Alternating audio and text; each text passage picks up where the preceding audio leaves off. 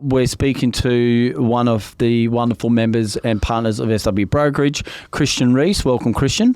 Hello, Baz. Thanks for having me. Yeah, thanks, mate. Welcome. Glad to be here. Good. Thanks, mate. Thank you very much. Christian, I want to be able to go through 2024 and 2025. We as a brokerage offer so much to people and there's so much information out there.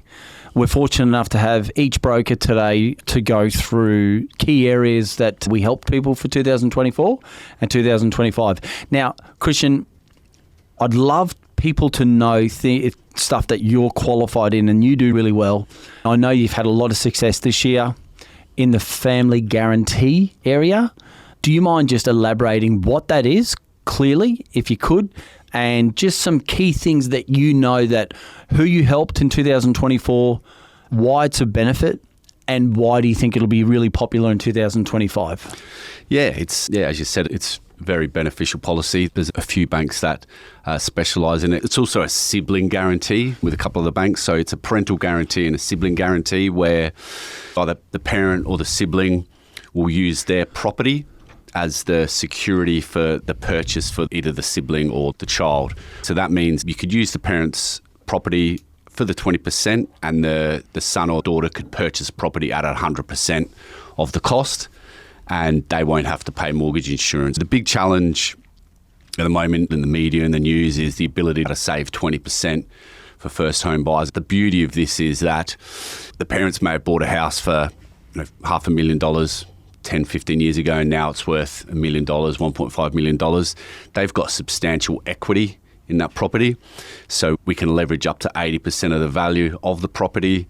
With that being the case, the parents would have paid down a lot of that loan. So they've got a lot of equity in that property that they can help with their children or siblings to be able to buy their first. So let's break that down for an example. A family guarantee, when would someone use that? When would that come into play? You've got mum and dad that have got, okay, you mentioned if they've got, say, for an example, $500,000 mortgage and their property's worth $1.5 million. That's $1 million worth of equity. Then you've got someone that's a first home buyer wanting to buy something for $800,000.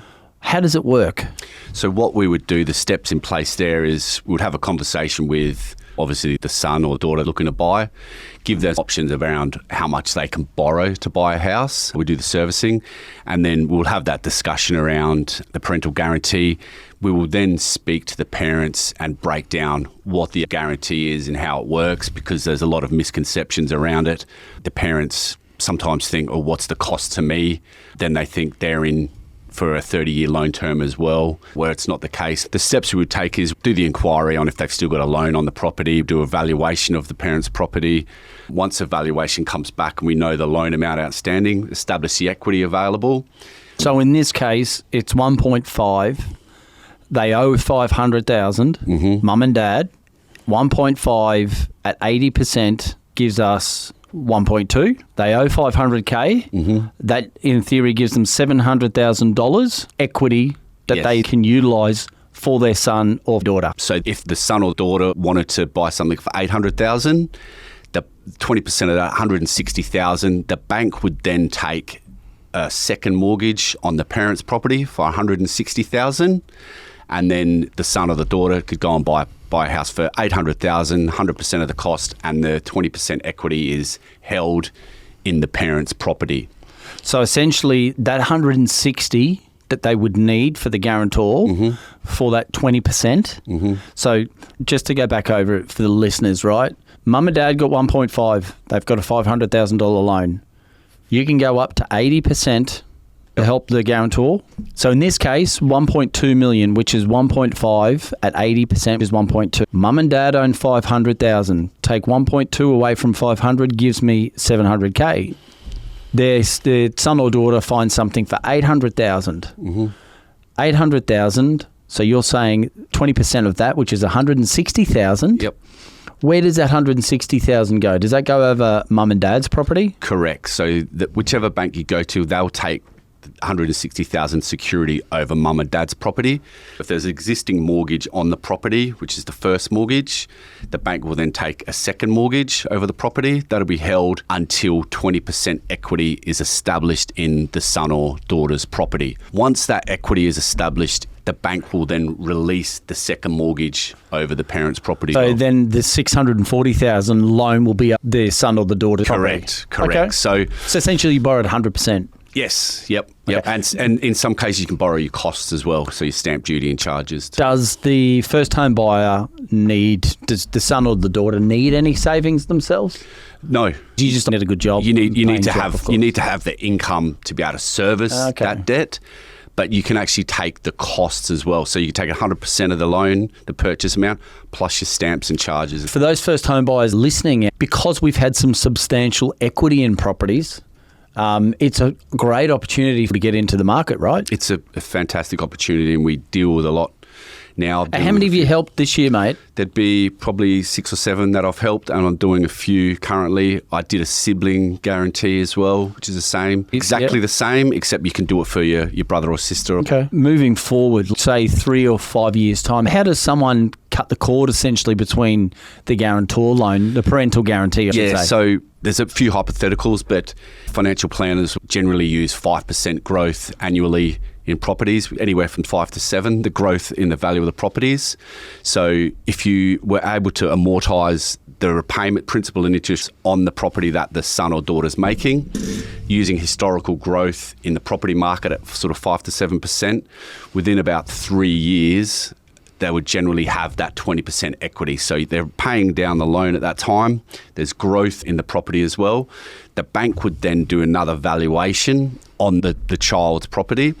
If there's 20% equity established in the property that was purchased, then the second mortgage on the parent's property would be released. What if we don't have a price increase? What would you say to people out there with the tips? There is an element of risk involved in that. What do you do differently?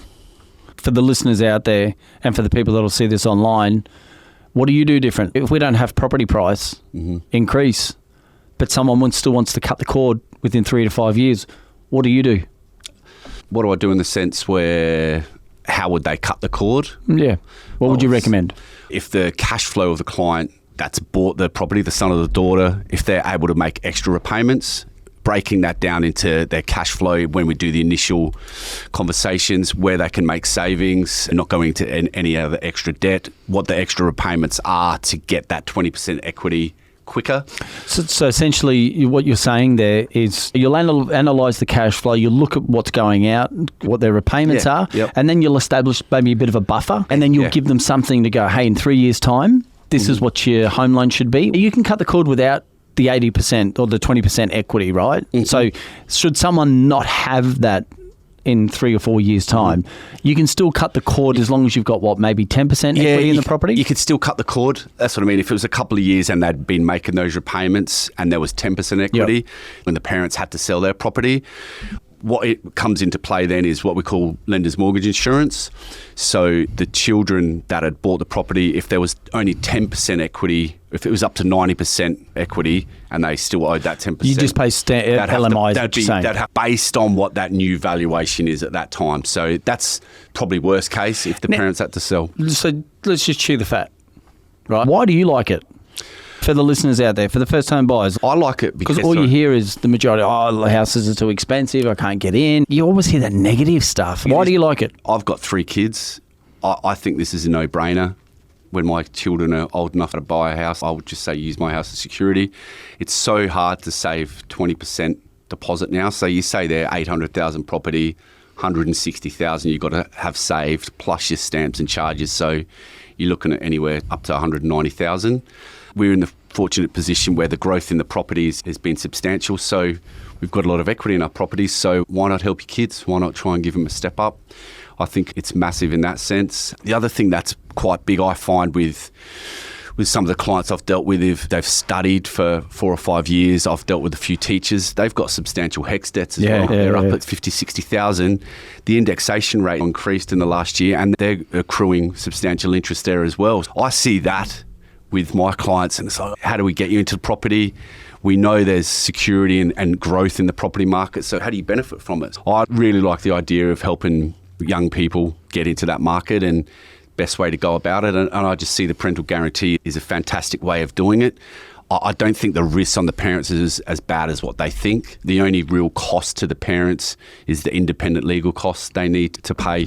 Plus, I'd also recommend that first home buyers look at getting the adequate insurance, making Correct. sure that that's all correctly done as well. So, mate, if you could give us your top 3 tips why you should use the parental guarantee. So, Christian, your top 3 tips for family pledge. Why should someone look at it in 2025? My number 3 tip is there's a lot of talk around rent and how the rental market is going sky high and rental increases and things like that. So in cases where the son, daughter or sibling doesn't have the deposit to buy a home, they can use their parents' property as security. Yep. And in a lot of cases, the mortgage they're paying is less than the rent. That's my big one. Love that. What would be your number 2? And number 2 is buying your first home, getting into the market. It's fantastic. Everyone knows how good it is to buy your first home. We've all been there. Starting your financial journey. And again, is you're saving a substantial amount of mortgage insurance. So if you were to buy a house with a 5% deposit, you probably, depend anywhere from 20 to 30,000. So that's a massive saving there. And I suppose another thing to talk about is that the mortgage insurance doesn't protect the client, right? It protects the bank. That's right. And I suppose over the last probably 20 years was that why I think this is a real big benefit. And if had my parents been in a position, I would have done it myself, because people have always said to me, how do these investors start? How do people start? Well, if you cast your mind back for all the first home buyers out there, the schemes are out there. So the schemes are there. The family pledge is out there. You need to explore how to do it. So you even if you're not ready now, right, you would suggest come and speak to you within the next probably 6 to 12 months to put a plan in place. Would you suggest that? 100%. I had a call this morning from an existing client whose son has just finished his apprenticeship. His father has said he's on good money, doesn't have much of a deposit. I said, mate, have you heard about the family pledge? No, what's this? Mate, we need to catch up. Yeah, perfect. So love that, catch mate. up. Yeah. Have a chat about it. And I said, you're not obligated. It's not a loan where you're going to be into it for 30 years. I said, I need to explain it to you. Give him a few brief details. He said, oh, mate, that sounds pretty good. I'm going to catch up with him. And I suppose the big thing is, right, if you're using the family pledge, and if you didn't have the family pledge, you'd have to come up with that $20,000 or $30,000 yourself, right? Correct. Now, for first-home buyers, that could probably take you another 12 months. Exactly. But one big thing here, like if you're a first-home buyer and your mum and dad can do this and you have got that capital behind you, people can maybe do their bathrooms, their kitchens, which increases the value automatically of a property, right? It's more of an appeal. That's how I've always positioned it with first-home buyers. Yes, mum and dad are helping you, but make sure that if there's any capital left over, you can look at investing it to increase the value of property. So that's how instant equity happens, in my opinion. Christian, you're heavily into the football fraternity, being an ex-pro yourself and being a broker for the last 4 or 5 years, but you still must deal with a lot of young people still aspiring to be into their first home, right? Mate, what challenges do first home buyers have, and how do you reverse engineer it for that dream to become a reality? Yeah, well, obviously the high interest rates plays a big part with it now with first home buyers, saving that deposit to be able to get into the market as well. The demand for properties, obviously primarily on the Gold Coast, there's a huge demand, which in turn increases the value of homes. Using the first home guarantee, which I've used quite a bit this year, enables them to just have a 5% deposit. The battle with the 5% deposit is that there's a price cap on the value of the house they can buy, which is $700,000. So having that 5% and then getting into the market is that challenge. Finding a house that's not over that price cap is a battle. The wages are generally there to afford that sort of property price. Yeah. However, the prices have gone up that much that staying within that cap is probably the challenge. That's something, that's a higher level than me within government, that they increase that price cap for those first home buyers to get in. Is it that they don't know what pledge is available to them? Is that what you're saying? And how many general rule of thumb are there? Is there 3 or 4? Yeah, there's about 3 or 4. The family home guarantee is one where if they have 5% deposit, they can get a place in the scheme, which gives them the place with a certain bank. Provided they have 5% deposit, they don't pay mortgage insurance and stamp duty as well. So it's probably anywhere from a $40,000 to $50,000 saving on that. Yep. However, the purchase price on the home they buy can't be over $700,000. That's the catch. So the challenge that I'm seeing there is clients being able to find a property And probably. There's a super scheme? There's a scheme where some clients, first home buyers, can take some of their super out to contribute to the purchase of the home. I haven't dealt with that in this huge amount. Can I just stop there? I don't know all the details around the super. So what schemes are available? This first home builders grant. Okay, so just run through them. What's available? 30,000, yeah. This is the available schemes. Yeah. And this is, so the question I asked before was what challenges for first home buyers? The schemes are available, not knowing what scheme. Mm-hmm. Christian, you deal with the young demographic, being an ex-footballer yourself, and you're in the football fraternity. There's a few schemes out there. What are first home buyers? What's the questions they ask you, mate? The questions are what schemes are available, how much deposit do I need, what can I buy, whether it's building a home, first home, whereabouts they can buy it. So there's a few different ways we can go about it. And then it's just breaking down what they can do and how they can go about it, what they want to do, if they want to build or they want to buy, where they live. So what type of schemes have you got? There's first home guarantee, Yep. which is one where it's a scheme through the government where they can use the 5% deposit to buy their first home with a cap of $700,000 on the property. Then they don't pay stamp duty or lender's mortgage insurance. Oh, wow. That's so huge. It's up to a $40,000, $50,000 saving, which is massive. There's a first home builders grant where they would only pay stamp duty on the land purchase. Next year, 2025 is going to be big. They get a grant of $30,000. When do they get that 30?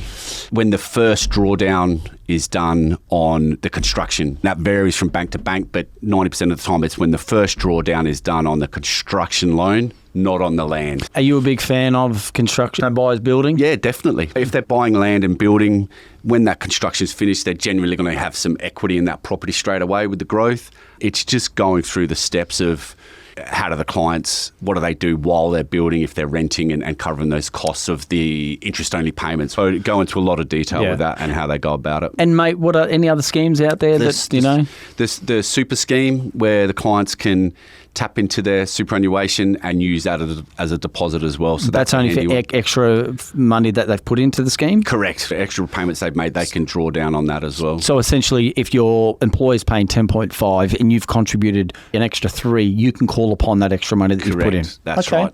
And then you get the concessions, right? The normal concessions Yep. So what are the normal concessions for purchasing a property? There's no stamp duty up to 700, is it? Yeah, no stamp duty up to 700,000 with the first home buyers. If you have the 5% deposit under the scheme, there's no mortgage insurance either. And with first home buyers, you would only pay stamp duty on the land, not on the construction. And you receive the first draw, the 30,000 with the first drawdown of the construction. I know you like dealing with all walks of life, but what do you get out of helping first home buyers personally? It's just rewarding to see their excitement in the journey. I called a client yesterday. I knew him through football and I just rang him to see how it was going. He said, I'm so glad we've bought the house. I love it. We put a fence up. I'm not renting now. And I get joy from that and knowing that you've helped them because they were challenged in finding their first place. So it took time. One thing I will say about you, I mean, I've known you for a few years now. You genuinely really want to help people, which a lot of people do, but that is one of your strengths in terms of wanting to help people and seeing them succeed, which is what I love about you as well. But the first home buyers we've spoken about, Christian, this is one big thing I want you to talk about for the podcast, for the mate, 2025. What should a first home buyer, give us some tips so we can probably throw out there for people following you on social media. 2025, we've got exciting times. Interest rates are coming down. Borrowing power is going to be better for people. Yep. Some of the things coming in 2025, what should we be telling first home buyers? Well, first of all, get in touch. See what your goals are, and then we can break down how you want to achieve it and how you want to go about it, whether it's the first home guarantee or if you want to build or if you want to buy an established, buy an investment, or if you don't have any savings at all, if you can look at using the family guarantee, the family scheme. They're great. We're more than happy to sit down with your parents or sibling and break that down because, like I said, there's a few misconceptions about it that parents can be cautious about and they're sensitive about, which we can break down and make it a lot clearer for them. So anything else you want to throw out there for people that are listening? We've covered the family pledge. We've covered the first home buyers. Is there a story that you've got something, you don't just deal with first home buyers, right? No, We know you deal with no. people that you've helped, from people that have got ATO debts. Yep. So I know that you've helped them pay them out. You've people that have been in real hard, sticky situations. Yeah. Is there something that burns within you that yes, your first home buyers, I get that you love them. Is there something else people should know about Christian Rees that he loves dealing with people and doing for them? Like, what is it? Debt consolidation? Is it getting them out of the shit, essentially? Yeah, it sort of come close to home with how you're brought up and your upbringing, things like that. So I've had a few clients that have had ATO debts. HEX debts is quite a big one that's prevalent now with a lot of clients. So I've done a lot of debt consolidation where we can consolidate any outstanding debt into the equity of their home. Really drastically improves their cash flow and gives people that peace of mind. Sometimes I'm dealing with clients in this situation that have young kids. To be able to break that down, consolidate their debt, Improve cash flow. Yeah, it's not just the financial side, it improves their well-being. They're a lot happier.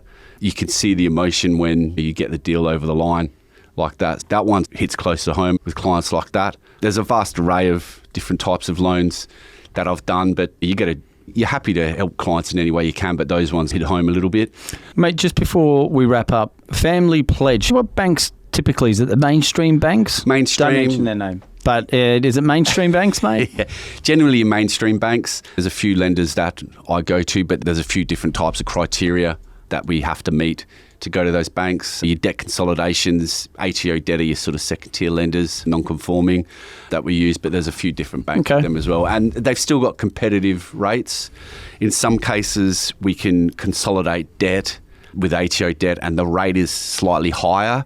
But once the clients have got their cash flow in order, we can look to go back to a mainstream lender. Within 6 months, you can go back to a mainstream lender and go to a competitive rate again. But first and foremost, get the debt underway, get the ATO debt paid out, and then we go back to a mainstream within 6 months. So, mate, just to finish up, give us some 3 tips for 2025 from Christian Rees' perspective for the people that are listening and for people that will be watching online over the festive period. 3 great tips that we've just spoken about the first home buyers here. We've spoken about people that you can help in sticky situations. 3 great tips that that it's going to resonate with people. 3 tips. So I guess number 3 is debt consolidation. If your cash flow's out of order, can you consolidate that debt and improve your cash flow? You may have substantial equity. You can look to invest as well. Just give us a call and make that inquiry and we can work from there. Number 2 is first home buyers, the parental guarantee. If you're not sure, how do you go about it? Give us a call. We've got time. We've got our new office opening up in the Gold Coast, which we're excited about, and I'd love to catch up with new and existing clients down at Burleigh. Number 1 is probably get into the market. I don't think you're ever going to lose. People talk about the property prices dropping. I think we live in a great spot in southeast Queensland with Gold Coast and Brisbane. The Olympics are coming. Growth is substantial. I can't see that dropping, and we're at the peak of the rates as well. So imagine what happens when they drop. Yeah, that's right. So there'll be a lot more. So there'll be a lot more buyers in the market. Correct. So essentially, just to wrap up, mate, rates are coming down. Rates are coming down. Get in touch with yourself now, whether you think you're ready or not, or there's so much opportunity coming. This is the exciting part about it, in my opinion. Yeah, definitely. I know throughout the series, for those who are listening, that we've got a lot more to talk about because we do a vast range. Mate, is there anything that you want to throw out there just before we finish up for your people? Even if it's in 6 months, 7 months, 12 months, call now and we'll start putting plans in place and we'll work with you along the way. There's never a bad time to call just to inquire, and if you've got a few hypotheticals, just give us a call.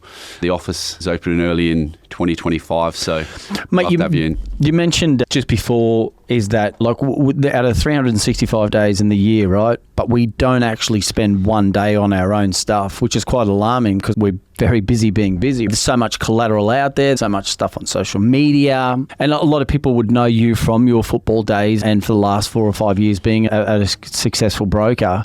For those who are listening, honestly, reach out to Christian. He's certainly worked his wonders in many areas. Is there anything else you want to wrap up with? Thanks for having me. And if we're not chatting finance, we can chat a bit of football at the same time. He loves his football. We all do. Is there debt consolidation, right? Australians have seen rising household debts over the years with 2.5 trillion. That's in credit card debts, personal loan, car loans, and the impact of buy now, pay later, right? The average credit card debt in Australia is now $3,000, right? Which is huge. Now, let's just say the average credit card debt in Australia is around $3,000. The average credit card rate is 14%. With added perks, you might get a 2% discount on that. So it's roughly around 12 to 10. If there's an average repayment on a principal and interest home loan, and you've got a $600,000 loan, and the interest rate's at 6.5. Over 30 years, the monthly repayments are approximately right now, as it stands, about $3,700 to $3,800. If you've got a $700,000 loan, it's approximately $4,400. On an $800,000 loan, it's $5,057. Now, with a rate reduction per month, that will create a $500 surplus. So talking about what's coming in 2025, interest rates will start coming down, but the tail end of next year, let's just say from the experts are saying cash rate of 3.10. So it's not a great deal, but $500 is a lot of money, and we're starting to see the adjustments with inflation. So what do you do with that cash? Do you put it? Where should you put it? What should you be doing? Because there's so many traps out there for people. It's probably one thing that really annoys me about the market, to be completely upfront with you. People will have more surplus, so what should they do with it? I'll look at it from a demographic. If you've got from 20 to 30 being the first home buyers, that should go into your savings. If you've got extra cash flow, which you will. I'm not saying you have a home loan, but for those who have got a home loan between the age of 25 up to 40, you've got to get rid of that debt. Keep paying off that debt. So my tip, one of them, leading into 2025, and Gil, you can use this one. When interest rates are coming down, if you can afford to keep paying your home loan balance as what it is right now, keep paying it. You would be amazed at how much discount that will achieve moving forward. It's a good tip. So let's say the RBA hikes and mortgage impact starting in 2020. In 2020, the RBA cash rate was a historic 0.10, right? Massive. Will we see that again? Who knows? I doubt it. Since then, up to 2024, you've seen interest rates go from 2% to 3% to now it's 6%. That's huge. Plus, we've had a record rise in inflation. Since 2022, RBA has gradually risen the cash rate, which reached around 4.10 in 2023. As a result, mortgage rates have risen to 6 to 7% on average. For a larger loan, if you had a $750,000 loan over 30 years, in 2020, you were paying $2,960. In 2020. In 2023, you're now paying $4,740. Now go back to the common $2.5 trillion worth of debt in this country. Do you know how many Australians there are? Let's just call it, say, 26. There's 13 to 14 million actually working for a living, right? So how did we accumulate so much debt? People will suffocate. Interest rates are coming down. Some people will utilise that extra cash to be putting it into your super, put it into your home loans, put it into Bitcoin, put it into the share market. So with the interest rate reduction, yes, we will all get relief. However, my suggestion would be is talk to people like yourself, talk to people like me about how best to utilise it, because interest rates will go up, I have no doubt, in the next 10 years. But it's best how do you deal with it. Now, where I'm going with that, right, is essentially that with the debt increase, it ain't going to it ain't going to just go away, right? So here's another stat. Do you know I love my stats, Christian? You love them. The average debt reduction. Australians who consolidate often see an average debt reduction of 20 to 30% within the first year, thanks to better rates and disciplined repayments. Studies indicate that nearly 60% of Australians using debt consolidation report better financial. Studies indicate that 60% of Australians who consolidate debt feel happier. Now, that will obviously improve your health, mindset, whatever it may be. Despite the average, around 15 to 20% of Australians using debt consolidation struggle to keep up with repayments due to the new debt and unexpected expenses. Debt consolidation is scary for a lot of people. One thing that I love about dealing with people is I have helped many in my time in the 20 years of being a broker is debt consolidating them, improving their cash flow. They pay extra on their home loan per month, right? Because you've created that buffer. Still allocate it towards the home loan. Yeah. Let's say, for example, Christian, you had a home loan at 600, you had a credit card, you got a car loan, right? By improving your cash flow, we've got a buffer of roughly $500 to $600. If you put another $250 on your home loan, you would get it down to 25 years, it's right? massive. It's massive. Huge. It's massive. Put you in a better position. Yeah. People have debt consolidated in the past, and they've now got an investment property. I've debt consolidated, and people go, "Can you do that?" Yeah. And you're sort of a bit Huge. flabbergasted, and you go, "What?" Yep. Yeah. 100%. They're shocked. Yeah. So with the pricing, with the valuation gone up in this country, people have got substantial equity. Yeah. Also a lot of debt. My suggestion would be, let's go through your cash flow. Establish how much equity you've got. Is it worthwhile debt consolidating? Yes, it is. We've increased that cash flow. That cash flow you can redirect on your home loan, or you can put it into Bitcoin, you can put it into shares, or you can put it into your super. Because you don't want to be trapped in that matrix. Christian, thanks very much for joining me. I really appreciate it. Thank you for helping so many people this year. To reach you, just log on to our website, look up for Christian Rees, get onto your socials as well. Mate, thank you for joining us today. My pleasure, Beth. Really look forward to you helping thousands more in 2025. Can't wait.